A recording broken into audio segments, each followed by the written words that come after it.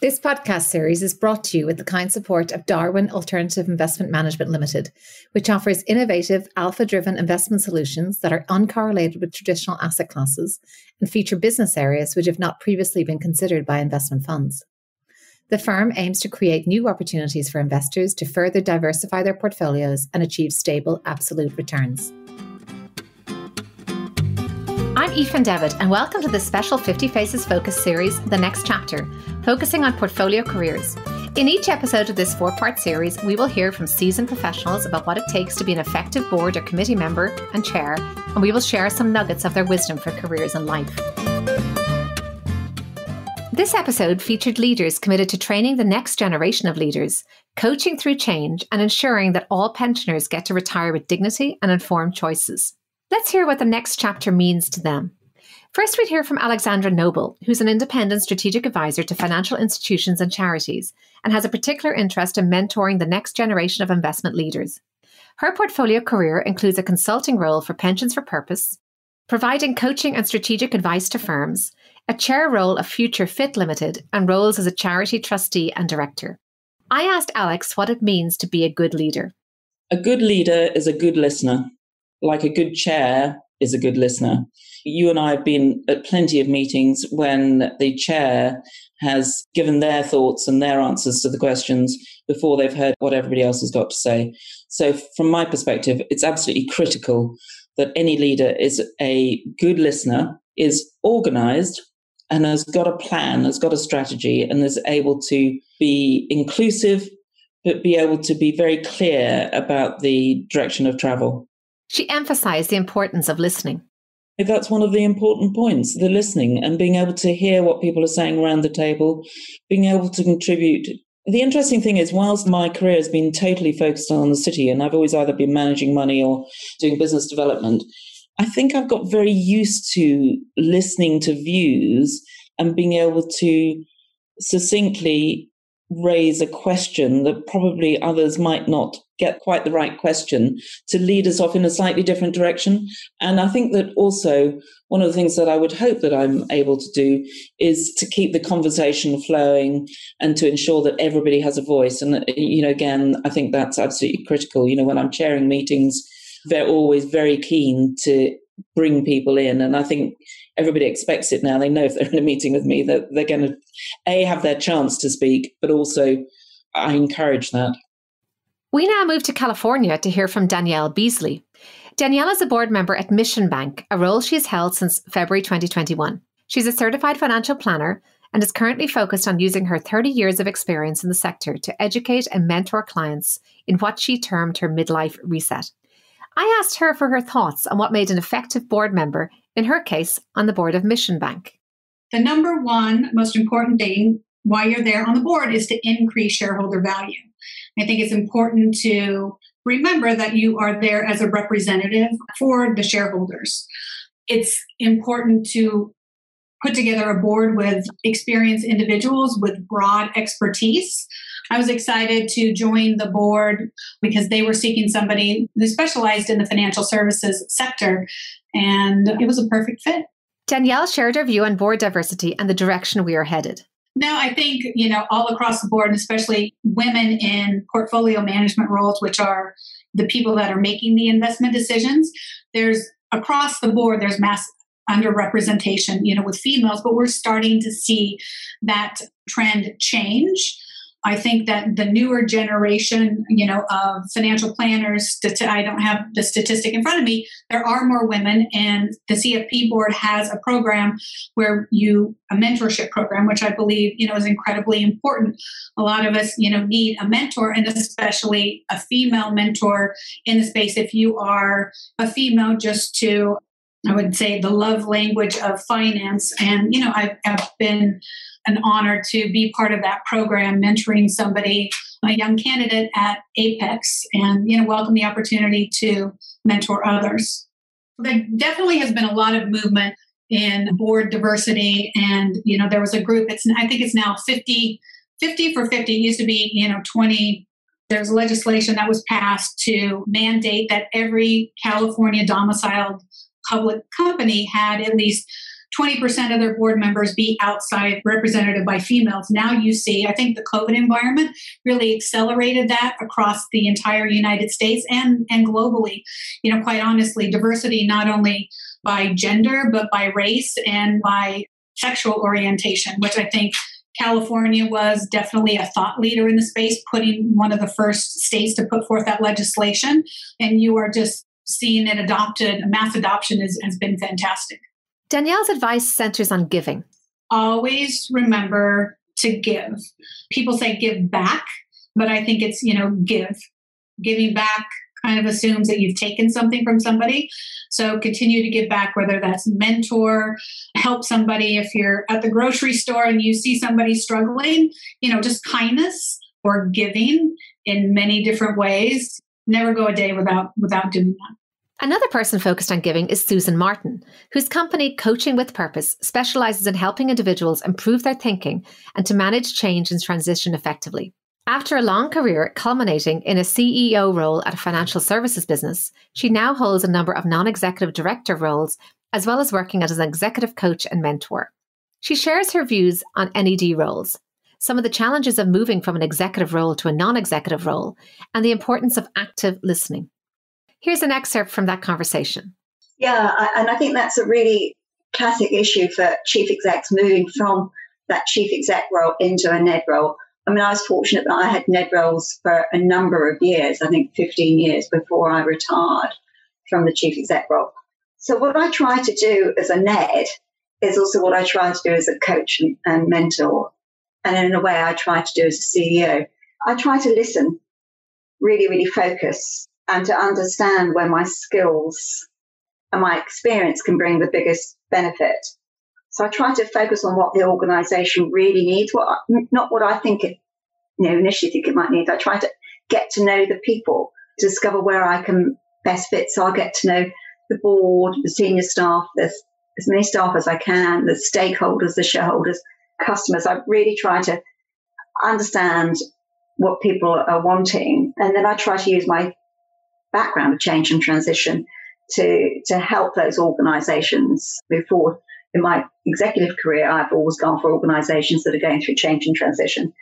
And the organizations that I'm working with at the moment are going through change and transition, not just the COVID change and transition, but either new organizations or recently merged organizations or going down a different path.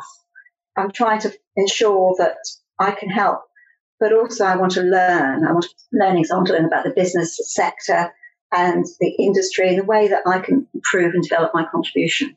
It's really interesting. I think one of the certainly takeaways I have had from the pandemic time has been learning to live with uncertainty, learning to cope with not knowing what's around the corner and not even having a deadline, for which certain restrictions will end. So I suppose everybody has different pulses in terms of how comfortable they are with uncertainty, and certainly having somebody like you who's comfortable with change in a role like this, that must bring a lot of comfort, I would think, actually, and a lot of encouragement, because it's certainly something that does not sit easily with everybody. You're right about the continual change. We don't know what's around the corner. And that's, working in a volatile, uncertain, complex and ambiguous situations and the acronym is VUCA. And that's really, really tough. And we haven't just been doing it for a few months. We've been doing it for well over a year. We'll be doing it for, a considerable amount of time further, because there'll be stops and starts again. And, being a CEO at this particular time, anybody in senior management where you're trying to work in that environment, you're trying to look after your staff, your customers, the business, your board, it's incredibly stressful. And I think the best thing that a board member can do is just be there for the senior staff and to listen and to nudge or guide where appropriate, but really listening and being that sounding board for them.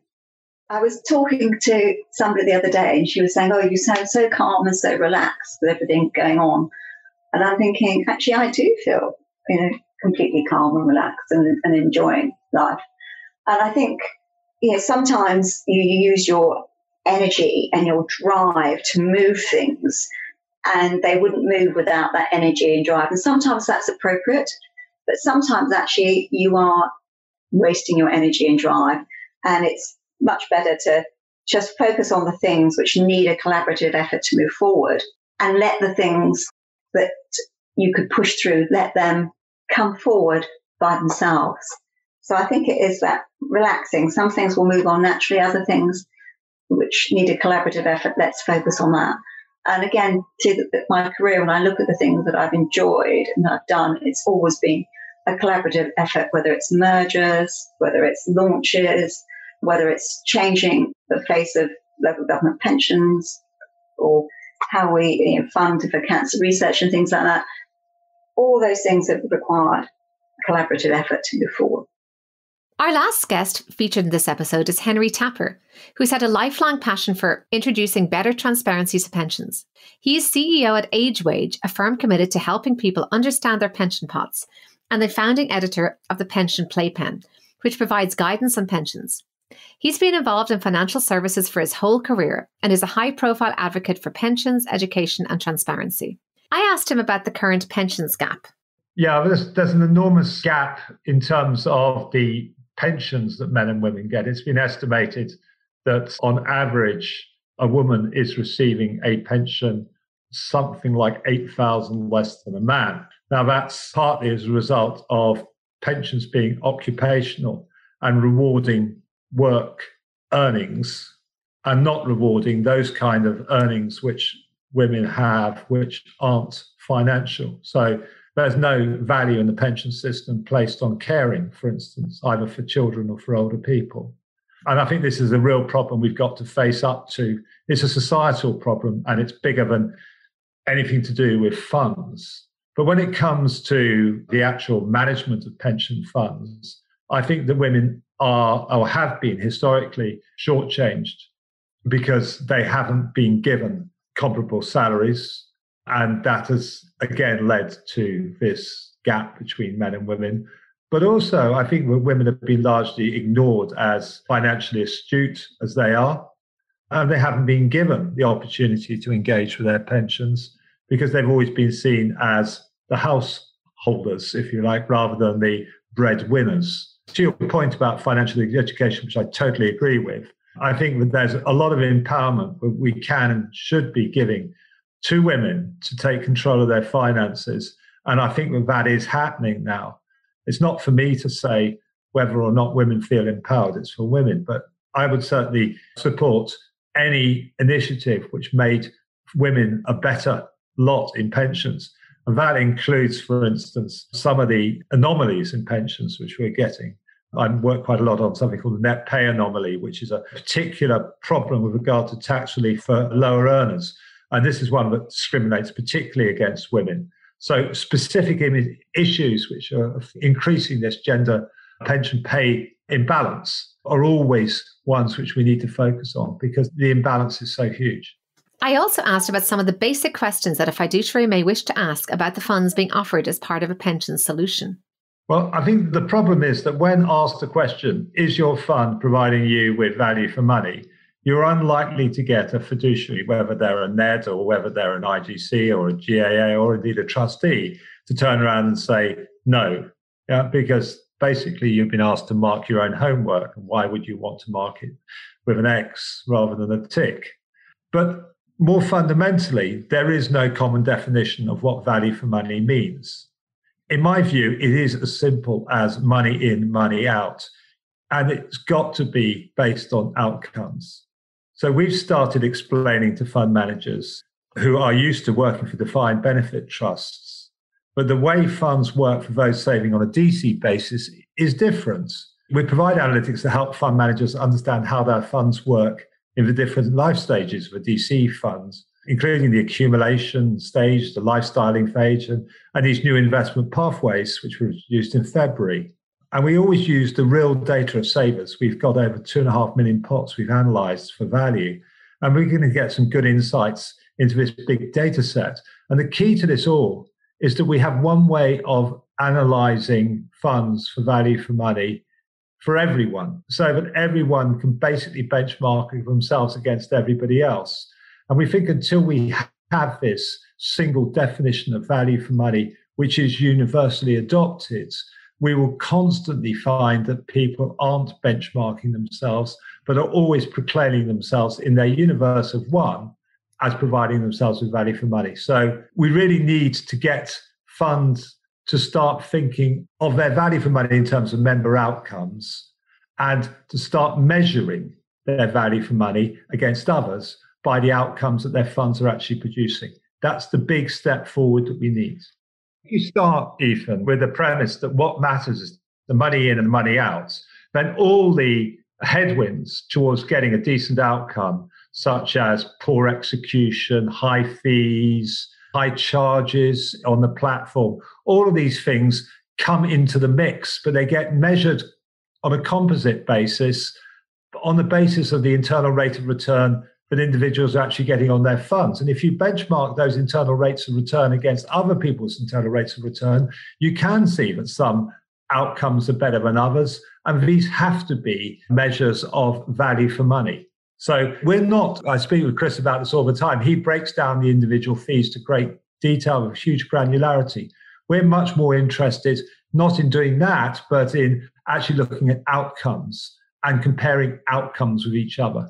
I acknowledge to Henry that since we're all expecting now to live longer, to 100 or beyond based on some calculations, what he sees as a future for pensions with that backdrop. I'm a believer in the idea of a pension as a wage for life. I'm a pensioner myself, and my pension income gives me independence financially, and it gives me the freedom to say what I like and not be constrained. These are really valuable things to me. Now, everybody else is going to have different values from their pensions, but I think that we all agree that without that sort of financial independence in later life, things are a lot harder, a lot tougher. I like to see people look at their later life, by which I mean the second half of their lives, as a time when they have that independence and freedom without worrying that the money will run out before they do. I'm also very aware of physical and mental decline. We need to get ourselves in a good place for later life, and that starts with the finances. My last question for Henry was whether DC was a fully formed market at this point, or whether it still had some way to go. I think it's got some way to go, Ethan. I think what's happened so far is that we've got distribution in place for auto-enrollments, but what we haven't done is really develop the investment side of workplace pensions as we should have done. But things are changing fast, and part of this is to do with government, who are looking to accelerate what is a natural process where DC pension schemes are consolidating into what are called master trusts, and they're doing everything they can do, government, to accelerate this process. And the reason they want to do that is twofold. First of all, they consider the governance of small DC pension schemes to generally be poor, whereas big pension schemes provide better governance and therefore better member outcomes. And the second reason is to do with economies of scale. Smaller DC pension schemes can't invest in the kind of things that the government want them to invest in, particularly in illiquids in the private market, including infrastructure, including private equity, including impact investing, all the things that are needed in order for us to improve the E, S, and G of investments. If you have funds which are less than £1 billion, they're really subscale. And the government is looking to move to a situation where we have a small number of very large funds, perhaps 30 to 40 billion pounds DC funds, rather than the thousands of very small funds we have today. It's worth noting that Nest is closing in now on being a £20 billion fund.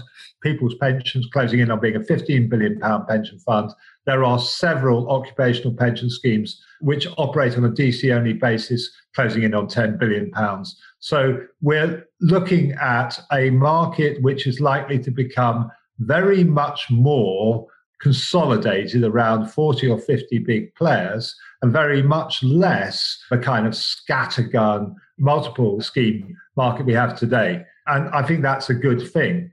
What it's going to mean, however, is that we're going to have to see fund managers raising their game, because they're going to have to be selling into a much more concentrated and a much more educated market, where the CIOs of pension schemes will start taking decisions directly. This will probably also lead to a reduction in the influence of consultants And I expect to see a much disintermediated market by the end of this decade.